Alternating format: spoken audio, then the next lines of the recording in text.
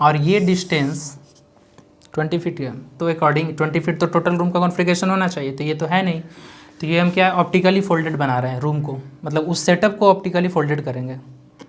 तो ये क्या है 10 फीट होना चाहिए और यहाँ पे पेशेंट होना चाहिए,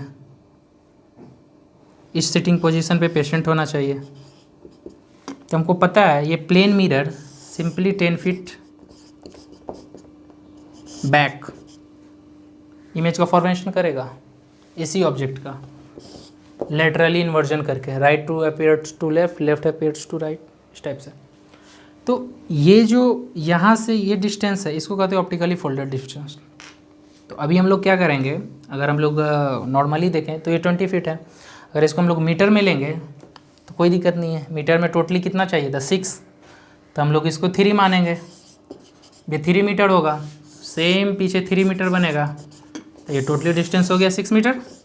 इसको बोलते हैं ऑप्टिकली फोल्डेड। अभी optically folded normally visual screening में हम लोग यूज करते हैं, हम लोग सब जगह यही यूज हो रहा है, क्योंकि 20 फीट का रूम स्क्रीनिंग के लिए हो पाना पॉसिबल नहीं है, कभी कभी हो जाता है, कभी कभी नहीं हो पाता, तो नहीं होता तो बेसिकली क्लिनिक वगैरह में यही यूज करते हैं।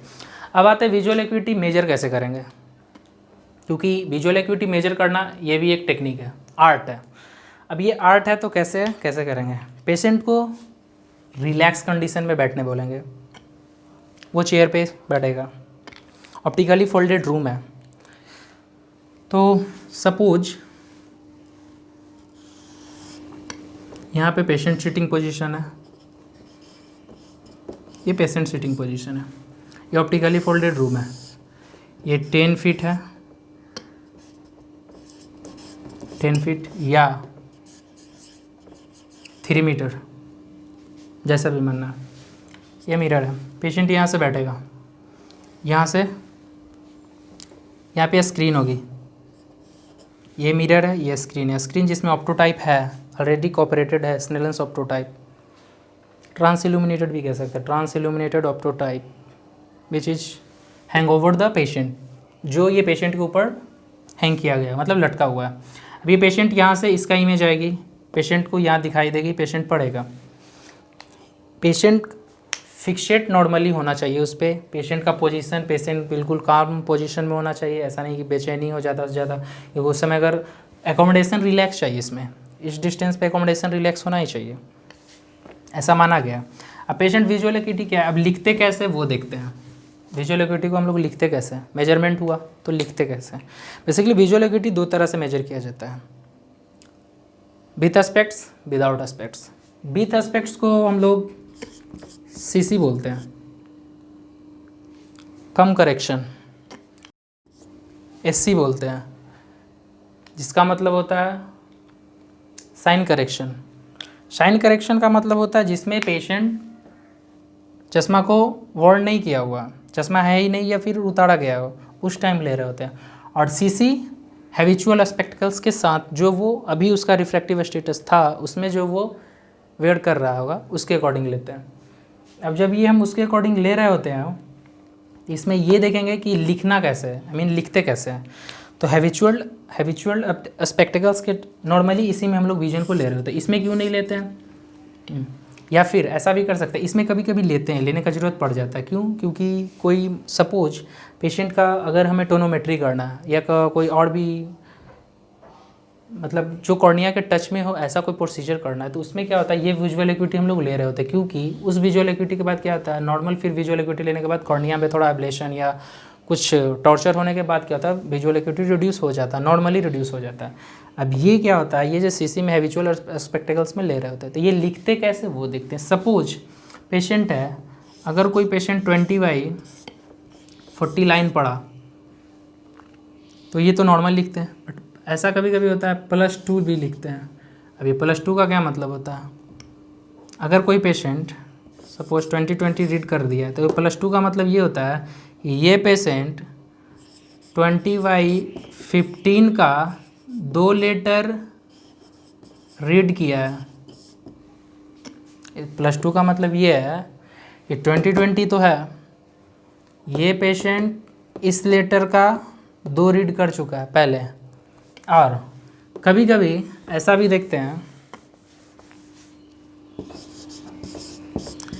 20/20 -2। अब ये -2 का क्या मतलब है? ये -2 का मतलब ये है कि इस लेटर में जो 7 अल्फ़ाबेट था, सॉरी हाँ ले सकते 7 ही रहता बेसिकली, इस लेटर में जो 7 अल्फ़ाबेट था उसमें से बस बाकी सब सही पढ़ा है, बस 2 लेटर को रॉन्ग परसेप्शन हुआ। रॉन्ग मतलब ऐसा हो सकता है, कुछ तो कन्फ्यूजन वर्ड है हम लोग में स्नेलेंस में, जैसे CO एक जैसा दिखता है, PF एक जैसा दिखता है, तो ये क्या है, इसमें 2 लेटर रॉन्ग पड़ा है ऐसा। तो ये एक तरीका हुआ। दूसरा तरीका कहीं कहीं ऐसा भी लिखा होता है कि ये 20/20 -2/7। इसका क्या मतलब है? इसका भी मतलब सेम है कि सारे लेटर ये 20/20 लाइन में जो 7 ऑप्टोटाइप्स था टोटल, उसमें से -2 ही गलत पड़ा है, बाकी 7 मतलब बाकी 5 सही पड़ा है। अब 20/20 + 2/8 कहने का क्या मतलब है? इसका ये मतलब है कि ये 20/15 लेटर में 20/20 प्लस ये 20/20 अगर +2/8 है, तो इसका ये मतलब है कि वे 20/15 लाइन में 2 लेटर एक्स्ट्रा सही पढ़ दिया, जो कि टोटल 8 कंटेन करता था, क्योंकि 20/15 लेटर लाइन वाला लेटर होगा, उसमें टोटल नंबर ऑफ ऑप्टोटाइप 8 है, और ये +2 एक्स्ट्रा सही पढ़ दिया। अब इसका क्या आता है, ये पहले ऐसे लिखा जाता था नॉर्मली विजुअल एकुइटी का टाइम। इसका ड्रॉबैक होने लगा, क्यों?